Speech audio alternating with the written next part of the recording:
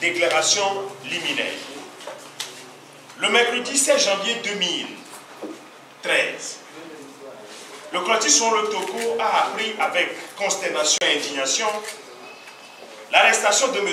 Agbome Kodjo, président national de la formation politique OBU, membre du CST, suite à une levée irrégulière de l'immunité parlementaire dont il jouit en tant qu'ancien président de l'Assemblée nationale du Togo. En ce début d'année 2013, année où le peuple togolais attend un règlement définitif de la crise sociopolitique à laquelle s'est ajoutée la crise institutionnelle à l'Assemblée nationale depuis la fin officielle du mandat des députés, le 11 novembre 2012, le pouvoir en place, dans son revue obstiné d'apporter des réponses appropriées pour amener la paix sociale, s'illustre de manière éhontée dans une instrumentalisation politicienne des tragiques incendies survenus à Kara et à Lomé. L'arrestation de M. Agbome Kodjo, 3 jours après celle de M. Gérard Adja, premier vice-président de la formation politique OBU, ainsi que des informations reçues des sources proches du dossier, amènent le collectif Sur le Togo à faire la mise au point suivante. 1. Sur l'arrestation de M. Gérard Adja. M. Gérard Adja a été arrêté dans des conditions rocambolesques car aucune convocation ne lui avait été préalablement adressée et qu'il ait refusé d'y déférer. Par ailleurs, conduit Manu Militari au service de renseignement et d'investigation SRI, l'assistance de ses avocats lui avait été purement simplement refusée en violation flagrante des dispositions de l'article 16, alinéa 3 de notre Constitution, selon lesquelles tout prévenu a droit à un conseil dès l'enquête préliminaire. Pire, 2 de ses avocats, à savoir M. Gilbert Kossi Afangbedi et Raphaël Nyama Pandé Adiaré, ont été séquestrés et leurs portables confisqués. Il s'agit somme toute de la violation des droits sacrés de la défense. En outre, il a été refusé aux défenseurs des droits de l'homme de le voir. Il est quand même permis de relever que, selon les informations recueillies de sources concordantes, il serait reproché à M. Gérard Adja qu'il aurait une connaissance commerçante à qui il aurait été proposé la vente des marchandises pillées lors de l'incendie du grand marché de Lomé et qu'elle aurait refusé de les acheter. Les mêmes sources révèlent comment où les pilleurs s'amenaient au domicile de cette connaissance, ils auraient été filés par les agents de sécurité et que c'est au retour du domicile de cette dernière qu'ils auraient été appréhendés. Cette assertion, à la supposée fondée, ne représente nullement un faisceau d'indices graves et concordants pouvant justifier la garde à vue de M. Gérard Adja. Sur la levée de l'immunité parlementaire et l'arrestation de M. Agbome Kodjo, la procédure menée à l'Assemblée nationale illégale et illégitime, réunie en session extraordinaire le mercredi 16 janvier 2013, en vue de lever l'immunité parlementaire de M. Agbome Kodjo, souffre de nombreuses irrégularités, tant sur la forme que sur le fond. En effet, l'article 10 de la loi organique numéro 2007-013 du 19 juin 2007 portant statut des anciens présidents de l'Assemblée nationale dispose: aucun président de l'Assemblée nationale ne peut être poursuivi ou arrêté en raison des faits délictuels par lui commis qu'avec l'autorisation de l'Assemblée nationale obtenue après une délibération spéciale votée à la majorité absolue des membres de l'Assemblée nationale. Ainsi, sur le fondement de cet article, l'immunité d'Agbome Kodjo ne peut être levée qu'après qu'on lui ait signifié les faits à lui reprocher et après qu'il ait été auditionné par une commission créée par l'Assemblée nationale à cette fin. Par ailleurs, conformément aux dispositions de l'article 76 du règlement intérieur de l'Assemblée nationale, la procédure devant aboutir à la levée de l'immunité parlementaire dont s'agit doit se présenter comme suit. 1. La demande de levée de l'immunité parlementaire est adressée par l'autorité judiciaire au président de l'Assemblée nationale. 2. Toute demande de levée de l'immunité parlementaire est instruite par une commission spéciale composée de un membre du bureau de l'Assemblée nationale, président ou, à défaut, un rapporteur de la commission des droits de l'homme, rapporteur, le président ou, à défaut, un rapporteur de la commission des lois constitutionnelles et de la législation de l'administration générale, un représentant de chaque groupe parlementaire. 3. La commission spéciale entend le député dont la levée de l'immunité parlementaire est demandée ou l'un de ses collègues qui l'aura désigné pour le représenter. 4. Le rapport de la commission spéciale est transmis à la conférence des présidents en vue de l'inscription du dossier à l'ordre du jour de la plus prochaine séance de l'Assemblée nationale suivant la procédure de traitement des questions urgentes. 5. La décision relative à la levée de l'immunité parlementaire est prise par l'Assemblée nationale en séance plénière au cours de laquelle il n'est donné lecture que des conclusions par rapport à la conclusion spéciale de la commission. La décision 6 d'accorder la levée de l'immunité parlementaire est adoptée au scrutin secret sous la forme d'une résolution par la majorité absolue des députés composant l'Assemblée nationale. Cette décision ne s'applique qu'aux seules infractions pour lesquelles la levée de l'immunité parlementaire a été demandée. 7. En cas de rejet, aucune autre demande relative au même fait et la même personne n'est recevable au cours de la même session. Il est très important de déduire de la lecture combinée des deux textes que la procédure de levée de l'immunité parlementaire reste et demeure la même selon qu'il s'agit d'un ancien président de l'Assemblée nationale ou d'un député en fonction.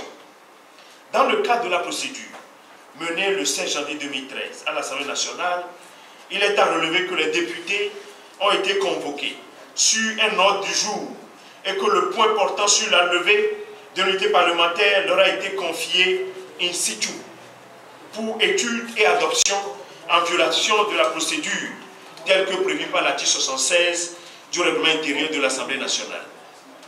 De plus, M. Agbemou Kodjo n'a pas été entendu par une quelconque commission spéciale de l'Assemblée nationale et le président de l'Assemblée nationale a fait procéder au vote en dépit des protestations soulevées par les députés de l'opposition sur le caractère cavalier et irrégulier de la procédure assurée de la majorité mécanique dont le pouvoir dispose. On peut donc conclure, sans risque de se tromper, que l'arrestation de M. Gérard Adja et du président Agbemou Kodjo procède d'un harcèlement et d'une machination savamment orchestrée par le pouvoir en vue de décapiter le CST, mouvement citoyen qui incarne les aspirations légitimes du peuple togolais. Sur l'incendie du marché de Lomé et les manœuvres en cours du pouvoir en place. Selon les informations parvenues au collectif sur le Togo à ce jour, M. Gérard Adja et Agbemou Kodjo, auxquels aucun chef d'accusation n'a été encore signifié, seraient arrêtés et détenus dans le cadre d'une enquête ouverte sur les incendies des marchés de Kara et de Lomé, ceci en violation de l'article 17 de la loi fondamentale qui dispose que toute personne arrêtée a le droit d'être immédiatement informée des charges qui pèsent contre elle. S'agissant de l'incendie de Lomé, des constats, des faits et témoignages troublants amènent à se poser les questions suivantes. 1. Où étaient les agents chargés de la protection du bâtiment quand, aux alentours de 21 h, des jeunes portefaix, sentant une odeur d'une fumée provenir du bâtiment, sont allés au pot de gendarmerie du Grand Marché et n'ont trouvé qu'un seul agent en place. 2. Pourquoi ce n'est qu'après 1 h du matin que les pompiers et les forces de l'ordre se sont-ils rendus au Grand Marché alors que les propriétaires des magasins alertés avaient déjà rallié les lieux à partir de 23 h? 3. Pourquoi l'incendie a-t-il commencé au rez-de-chaussée puis s'est subitement propagé au 2e étage de l'immeuble avant de toucher le 1er étage et en plusieurs foyers? 4. Pourquoi, alors que le feu ne s'était pas encore propagé dans tout le bâtiment et était visible par endroits, aucune initiative n'a été prise par les sapeurs-pompiers et les forces de sécurité pour accéder au bâtiment et circonscrire les foyers d'incendie? 5. Comment de seuls individus auraient pu avoir accès au bâtiment fermé à clé à 18 heures et gardé par des agents de sécurité de l'EPA et des forces de sécurité? 6. Pourquoi nos frontières sont-elles restées fermées aux pompiers ghanéens mieux équipés durant plus de 3 heures pour des raisons de formalité d'entrée de leur véhicule à Lomé, alors même que ce sont les autorités togolaises qui les ont sollicités pour une urgence? 7. Pourquoi les engins de la brigade motorisée ont-ils été tout simplement dégagés de la rue adjacente au bâtiment incendié qui leur servait de parking? 8. Qui a des intérêts dans la filiale togolaise de Nestlé?